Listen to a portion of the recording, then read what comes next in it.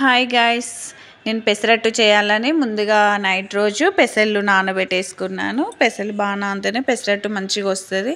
So దీంట్లోకి మనం పచ్చిమిర్చి అండ్ ఆనియన్స్, జీలకర్ర, కరివేపాకు అన్నీ మూడు ఫస్ట్ ముందే ప్రిపేర్ చేసుకొని ఒక ప్లేట్లో పెట్టేసుకుంటే మనం మిక్సీలో వేసుకున్నప్పుడు అన్నీ గుర్తొస్తాయి. సో ఇవన్నీ మిక్సీలో వేసి నేనేం చేస్తానంటే దీంట్లో కొంచెం సాల్ట్ వేస్తాను, ఒక స్పూను, అంటే తగినంత. మనకు పిండి ఎక్కువ ఉంటే 2 స్పూన్స్, తక్కువ ఉంటే 1 స్పూను.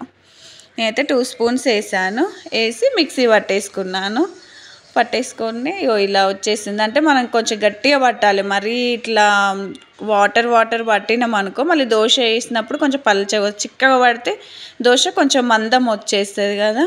సో నేనైతే పట్టేసి ఒక దాంట్లో పోసేసుకున్నా.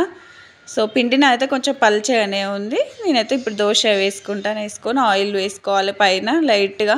అంటే నెయ్యి అయినా వేసుకోవచ్చు, ఆయిల్ అయినా వేసుకోవచ్చు మనము. కాకపోతే నా దగ్గర నెయ్యి లేదు కాబట్టి నేను ఆయిల్ వేసుకున్నా.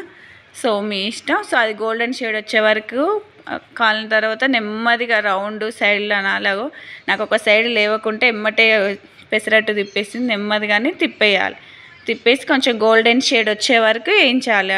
కాలవాలి అటువైపు కూడా.